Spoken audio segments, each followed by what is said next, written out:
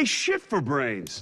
I liked the idea of telling a story in present day, but that doesn't necessarily look like it's in present day.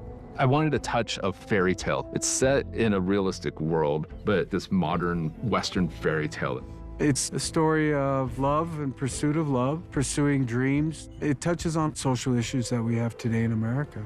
There's comedy, it's kind of sexy, but also kind of dirty. It's just so many things all wrapped into one. It's an old school movie, but with some fresh twists on it.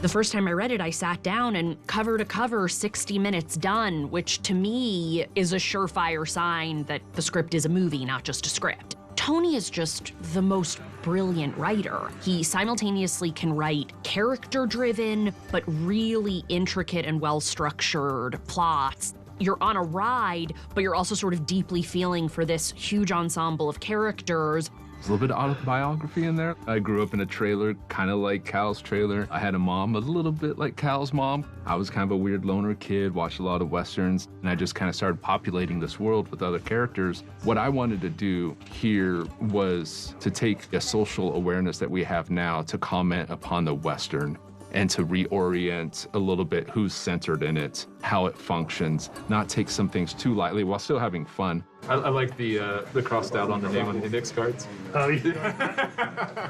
The cast and the performances as these characters. I think that's the best thing about the movie. It was sort of a compilation of people that we had seen and remembered and agreed on wanting to put in the movie. My main jobs are to write pretty good scenes for them and then focus on the performance over everything else. I welcome the cast members to come with their own interpretations of it. I'm just a waitress. I don't really know you. Sydney Sweeney plays Penny Jo Poplin. Penny Jo is kind of shy, reserved. I started working with a vocal coach who actually personally has a stutter 2 times a week for a good 2 months, and then I was working with my singing coach as well. I didn't know you were a singer. I'm a hidden gem. Sydney's one of my best friends in real life. She was so awesome and gracious to me. I asked her a lot of questions about acting since this was my first movie, and she answered all of them. You're real sweet. Thank you. I was really attracted to, one, Tony's writing. He's an incredible writer. And Penny Jo herself. She has so many big dreams and things that she wants to do. I really felt for her, and I loved her journey that she went on. Hey, only Mark? I know my life isn't exciting. I know I'm not too exciting either. Paul Walter Hauser plays Lefty Ledbetter. He has this sweetness and a lot of love to give. People should be happy. I think I can make you happy. He's, like most people, probably a victim of social awkwardness, of maybe not fitting in the era he was born, and is destined to become this kind of sweet old man who's alone. I think on the page, Lefty is a little bit more of a joke, and Paul really brought more humanity, a real warmth. I already got everything I need, really. Good food, good beer, good company, you know? I love working with Paul. He is such an incredible actor. When you're in a scene with him, everything else just disappears around you. There was one day where Paul kind of pulled me aside and he was like, everyone is saying what a good job you're doing. I feel like people need to hear the good stuff people say about them when they're not around. And it just totally made my day and made me feel so much more confident. Let's all get out of here this time. Okay? Halsey brought a lot more vulnerability to the character of Mandy and real pain that the camera picks up on. Her agent called me and said, what do you think of Halsey for Mandy as someone who really likes casting unexpected people? I thought it was a really inspired idea. I did it! I fucking did it! Mandy is a really complex character. She grew up in a place that had very little hope for someone like her. She's a projection of the music, the artists that she fell in love with that kind of symbolized freedom and represented hope for her. We ended up shooting the movie after I'd given birth, which meant that I found the part as a person without a child and then acted the part as a person with a new son. It's very full circle.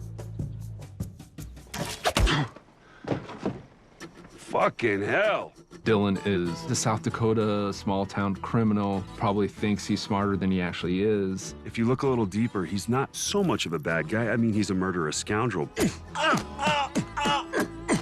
But he has some good qualities. I think he's a victim of circumstance and just desperate. He is hired by Simon Rex's character, Roy Lee Dean. You're gonna need to present me with a nice, juicy number right about fucking now. Simon brought a sketchy charisma and humor to the character. Roy fancies himself a modern-day cowboy, but really, he's not a cowboy. He's more of a city slicker who is in this Western world. He's more of a businessman and a hustler.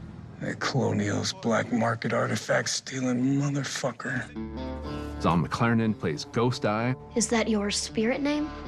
He's a leader of the People's Army, influenced by the American Indian movement and the Black Panthers from the early 70s. It was a pleasure to see that Tony wrote about some of those heroes that I had. That was written just for him. There's a scene towards the end where Zon and Cal have an exchange and there's no dialogue. And I'm really glad there isn't, because there's so much in Zon's performance without any words.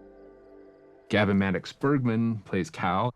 I am the reincarnation of Sitting Bull, the great Lakota war chief. He doesn't really know who he is. He's developed this coping mechanism to survive his unhappy home life. My home is here, in the Great Spirit. Cal is a very lonely kid, and he keeps to himself most of the time. He grew up watching Western movies, which basically raised him into the kid he is now, and he's inspired by the Native Americans in those movies and their underdog story. It wasn't until he got on set that I realized he brought so much vulnerability and emotional lostness to the scenes when Cal had this other side that again deepened that character.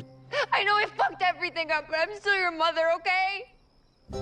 My mother died many, many years ago.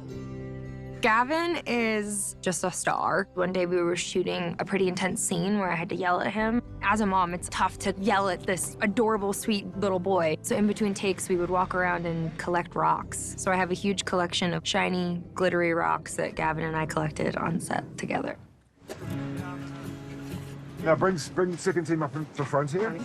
When Nigel Bluck, our cinematographer, came aboard the project, I told him that I wanted it to feel almost like a lost movie from the 1970s that just happened to be filmed in the present day. I didn't want the sterile, too clean feeling of a big studio movie. I wanted it to feel like life goes on in this place.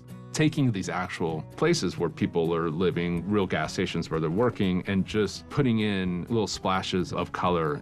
Working with Tony Tost is a dream. He has everything so precise, and he is so in love with these characters, and he's lived with them for so long. Tony, he is deeply collaborative. He spent chunks of time with all of the actors talking through their characters and collaborated on costumes and hair and makeup. Most of our characters are trying to escape undesirable circumstances. A lot of their looks are inspired by pop culture idols. Sydney was very involved in what Penny Jo was wearing, and the same with Halsey for Mandy. Tony really wanted her to sort of emulate Joan Jett, an early female punk rock artist. We had a lot of fun to sort of make her style as much as an FU to the world and her father's upbringing. Fuck you.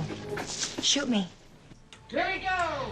3, 2, 1! One of the biggest challenges for me as a first-time director was staging a big action set piece. We had a very definite storyboarded plan for the shootouts because we only had so much time. We're using airsoft weapons exclusively on this show so we can get realism with a slide action. Halsey, she had no experience with weapons, and so she wanted me to show her how to hold the weapon. We kind of held it lower than what a professional shooter would hold, and so she emulated that really well. We use practical squibs instead of it being done digitally. There's just something texturally that's satisfying to me to see those on screen. The most challenging stunt, I think, is when Roy Lee Dean, Simon Rex's character, is hit by a car. We did just 2 takes, and having a chain to the car, make sure it pulls that it's going to stop at an exact spot, and then the stuntman takes the hit.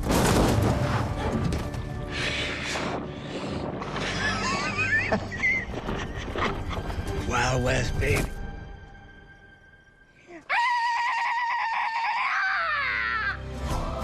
At the core, the movie really is about people and connections, whether it's Lefty and Penny Joe and what they do for each other, or what Mandy and Cal mean to each other and what their reunion at the end of the film means. My baby boy.